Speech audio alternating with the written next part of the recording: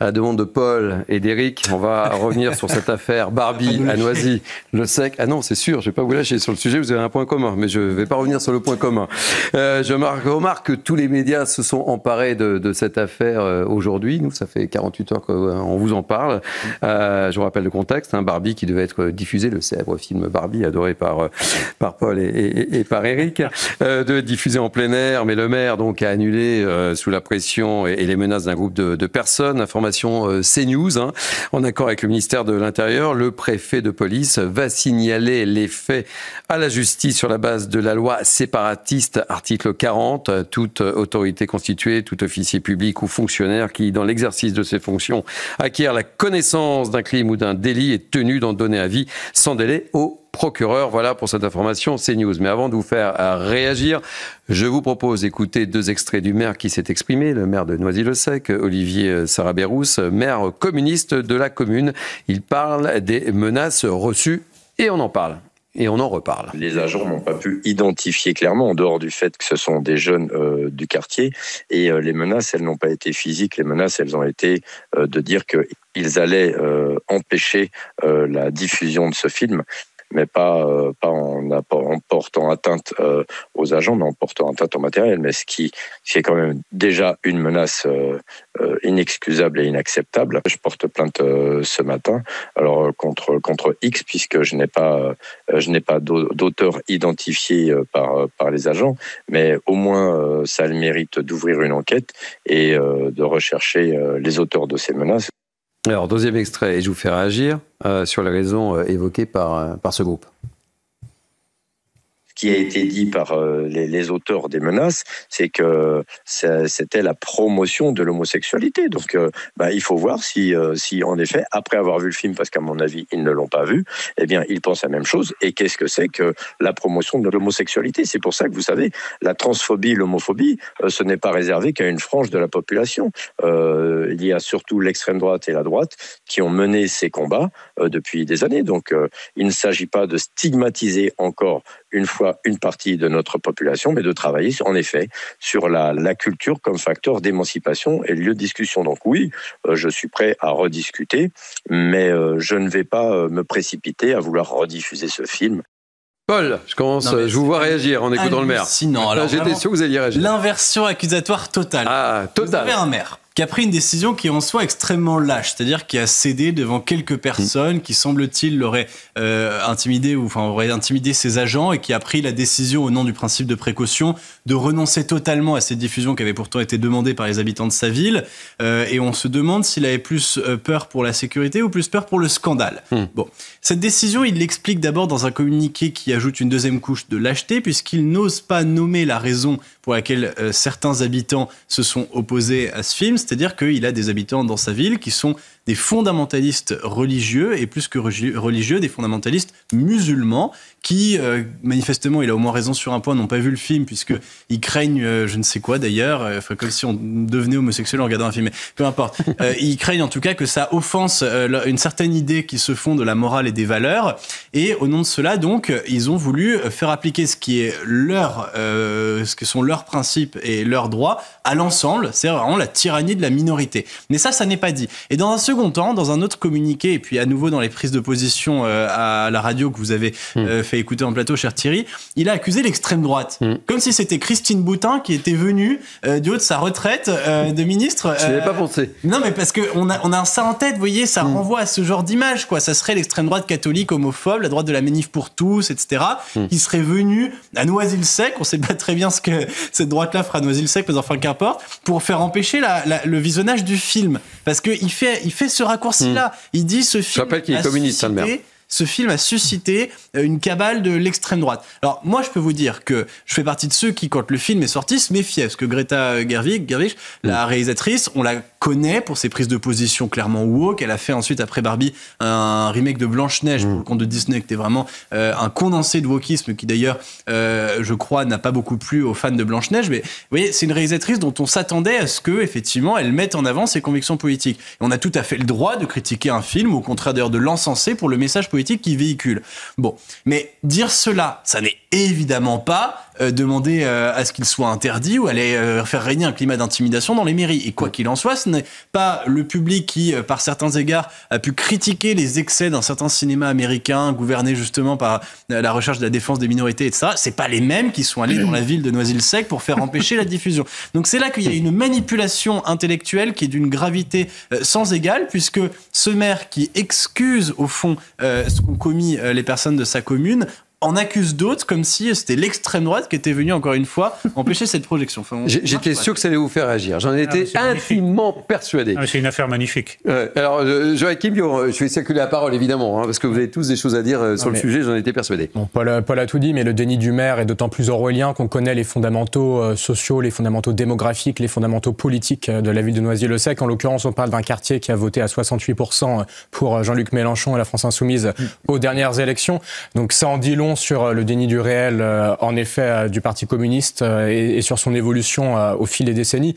On parle là d'un parti qui, à quelques exceptions près, je pense à Fabien Roussel par exemple, mais c'est globalement mis dans la roue des pires obscurantistes islamistes par clientélisme électoral et aussi par lâcheté. Ce parti, jadis, c'était quand même le parti de Marchais, c'était le parti de Torres, c'était un parti de bouffeurs de curés.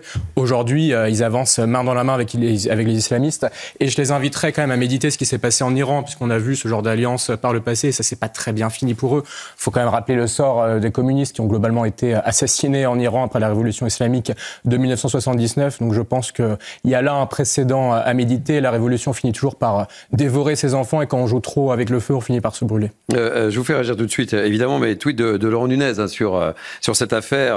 Je vais vous le dire tout de suite. Après avoir pris connaissance de cette déprogrammation et que les faits qui en sont à l'origine relèvent du repli communautaire et du séparatisme sont contraires au fondement de notre République et sont susceptibles de relever de qualifications pénales, j'ai saisi ce jour-là la justice en accord avec le ministre d'État, ministre de l'Intérieur, au titre de l'article 40, je l'ai évoqué tout à l'heure, pour dénoncer l'empêchement de l'exécution d'une mission de service public selon l'article 433.3, tout ça est tiré 1 du Code pénal, prévu par la loi, etc., etc. Réponse également de Bruno Retailleau dans la foulée. Alors là, c'est beaucoup plus rapide, évidemment, vous comprenez bien. Merci Nunez, et ne rien laisser passer, et c'est efficace, et c'est signé Bruno Retailleau. Allez, je poursuis mon tour de table avec vous, mon cher Éric Nolot, et on terminera avec Françoise Laborde. J'ai pas été très élégant, j'aurais dû commencer par vous. Bon, honneur au dernier. Voilà.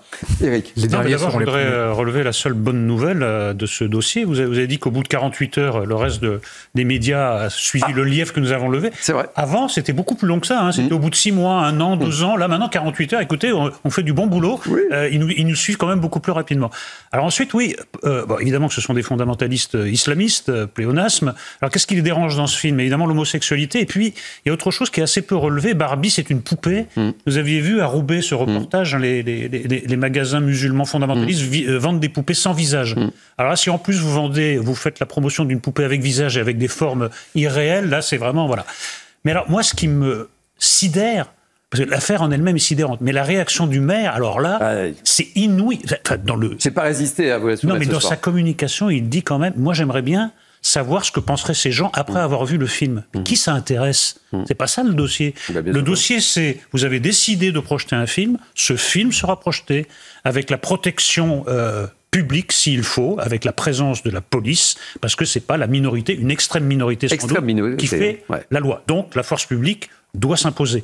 Et ensuite, il ajoute, comme si ça coulait de source, je ne suis pas pressé d'organiser une autre projection, mais il devrait se hâter, ça devrait déjà être fait. Non, je crois que les islamistes, c'est tout sauf des crétins, ils ont compris que le domaine culturel était un cheval de Troie idéal. Donc ils avancent des pions, petit à petit. Moi, vous m'auriez annoncé ça il y a même 6 mois, je vous aurais pas que je dis c'est pas possible en France. Bah si, c'est pas possible qu'un film soit annulé parce que des fondamentalistes musulmans décident que c'est contraire à leurs valeurs. Mais ce séparatisme, cet intégrisme gagne du terrain petit à petit. En plus, il a parlé de jeunes du quartier. Il y a une époque où le slogan de la jeunesse, c'était qu'il était interdit d'interdire. Maintenant, il est interdit. Il est fortement conseillé d'interdire. Oui, il est fortement conseillé d'interdire au nom de certaines convictions qui n'ont rien à voir avec la tradition française et nos valeurs. C'est loin d'être une affaire anecdotique. Ça en dit très très long sur le pauvre état de notre pays. Vous savez, j'ai un certain âge et j'ai le sentiment que quand j'étais plus jeune, il y avait beaucoup plus de liberté qu'aujourd'hui. C'est certain. C'est une évidence. Moi, le mot-clé de l'époque, dans cette affaire et dans d'autres, c'est régression. Nous vivons une époque de totale régression. on n'a pas le droit de faire ceci, on n'a pas le droit de faire cela. Allez, vous faisiez référence à Fabien Roussel. Ah, il était photographié, épinglé parce qu'il était devant la caravane Cochonou. Bah, là, il aime le Tour de France. Il aime le Tour de France. Ah, c'est scandaleux. C'est scandaleux. Non, mais on en est là. Hein. Non, mais moi, ce que je trouve. Françoise, parce que je ne vais pas donner la parole et on poursuit. Il faut que je sois élégant, parce que vraiment, on va me reprocher de. Je pense qu'on m'aurait dit il y a encore 8 jours qu'un élu communiste calerait devant le film Barbie. J'aurais cru à une galéjade. Parce que ce serait un film à haute portée intellectuelle, culturelle, enfin, je peux pas dire du mal, c'est pas Nuit et brouillard, c'est pas Les liaisons dangereuses, c'est Barbie. Je veux dire, Barbie, c'est un film sucré, gentil. Alors, en effet, on a transformé cette petite poupée Barbie qui arrive dans le monde réel et qui est toute surprise de la violence de la société, qui découvre que, en effet, tout n'est pas rose bonbon dans le monde des bisounours dans lequel elle est habituée à vivre. C'est un film d'une innocence absolue. Alors, moi, qui l'ai regardé, je me rappelle même pas qu'il faisait la promotion de l'homosexualité, j'ai oublié ça. Enfin, c'est un espèce d'univers gentil où en effet c'est comme un film Disney, c'est-à-dire que c'est un jouet qui arrive dans la vraie vie. Ah bah oui, mais ça marche pas. C'est comme si on interdisait demain le livre de la jungle. Remarquez, peut-être que ça va arriver. Peut-être que ça peut arriver. Il y a peut-être, si on redécrypte le livre de la jungle, il y a peut-être des scènes. Mais le Roi Lion, il y aura peut-être des. On va le regarder différemment. On va peut-être voir des séances racistes dans le Roi Lion. Il faudra interdire. Donc c'est vrai que si on cale sur Barbie, c'est ça qui est quand même préoccupant. Ouais. C'est-à-dire que si sur quelque chose d'aussi innocent que ça, avec un cinéma en plein air qui est une récréation pour une population, en effet, l'été qui est très contente, c'est très sympa le cinéma en plein air quand il fait chaud, et qu'un maire communiste en plus, qui sont quand même pendant des années et des années, étaient des gens qui défendaient justement l'accès à la culture, l'accès de tous au cinéma, etc., cale sur le film Barbie, alors là, franchement, les bras m'en tombent. Et c'est consternant parce que ce que ça veut dire, alors bon, l'influence des milieux fondamentalistes, on la connaît, mais ça veut dire que, y compris dans des partis qui avaient quand même normalement une structure politique qui était un peu intellectuellement charpentée, et ça s'effondre. Et ça s'effondre devant Barbie. C'est ça qui est dingue. Ça s'effondre devant Barbie. Je vais pas dire devant rien, mais enfin devant pas grand-chose quand même. Donc c'est ça qui est le plus préoccupant, je trouve. Parce que franchement, alors à ce moment-là, demain, il n'y a plus aucun film qu'on peut diffuser. Il n'y a plus aucun feuilleton. C'est le but. Hein. Ouais. Oui. Ouais. C'est le but. Voilà, il n'y aura plus rien. C'est d'instaurer un ordre parallèle. Ça promet une belle société. Hein. Ah bah oui, mais écoutez, on ne va pas rigoler tous les jours. On va pas rigoler tous les jours. Paul. Non mais juste c'est ça qui m'afflige, effectivement on parle de Barbie quoi. Enfin, mais oui. En fait la polémique est tellement bête à cause de la bêtise de ces personnes à l'origine et puis de la réaction du maire qu'en définitive on serait là maintenant à s'aliter sur les plateaux télévisés pour dire finalement défendre la République c'est défendre Barbie. Enfin, vous voyez c'est ça qui me nave. Oui c'est une autre lecture. Non mais ça me rappelle un peu cette phrase. Moi je vous en sens capable de défendre le film pour d'autres intérêts. Oui, pour d'autres raisons. Non mais rappelez-vous c'était un discours de Nicolas Sarkozy en campagne où il expliquait qu'en fait à la cantine c'est pas les fondamentalistes qui font la loi et donc s'ils veulent pas manger de jambon, ils prennent une double ration de frites. Cette phrase hilarante, double ration de frites, c'est ça la République. Mais vous voyez, ça, en fait, ça nous avait amené au fond à une forme de défense pavlovienne, de choses qui au fond ne disent même pas ce que nous sommes. Et les responsables de cela, dans le fond, c'est la gauche. Et je les renvoie parce que c'est leur problème. Ils ont une composante qui va essayer de défendre coûte que coûte la défense de toutes les minorités et le discours libertaire. Et puis les mêmes vont devoir composer aussi avec ce discours qui a encouragé le repli communautariste. Et finalement, ces deux composantes aujourd'hui s'entrechoquent et il va falloir qu'ils tranchent. Il va falloir qu'ils choisissent entre la défense inconditionnelle des libertés ou la défense des réflexes communautaristes. Ça ne sera pas possible de sauver les deux. Mais c'est leur problème. Et voilà, moi je m'afflige surtout qu'effectivement, ceux qui sont un tant soit peu concernés par le destin de ce pays, on soit à s'abaisser à devoir polémiquer pendant 3 jours, encore une fois, pour Barbie, qui est quand même pas le film qui résume le mieux. Si je peux ajouter quelque chose. Je vous en prie, François, je ne peux rien vous refuser.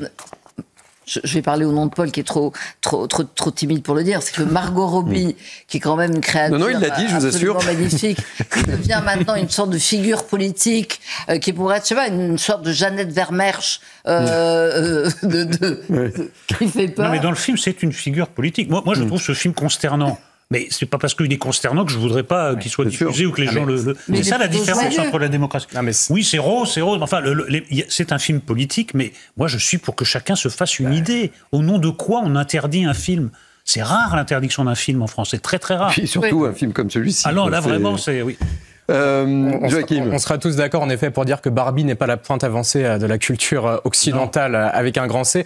Maintenant, en effet, comme disait Paul, je pense que ça doit enjoindre un certain nombre de personnes, notamment chez les minorités et chez les femmes, à réfléchir à ce que serait une France islamisée, c'est-à-dire la France dans laquelle nous projettent les partis politiques pour qui, bien souvent, ils votent massivement dans les grandes métropoles. Il faudrait quand même éditer un certain nombre de précédents internationaux sur ce qui est arrivé, par exemple, en Algérie avec la décennie noire, sur ce qui est arrivé en Iran, sur ce qui est arrivé au Liban, sur ce qui est arrivé en Afghanistan.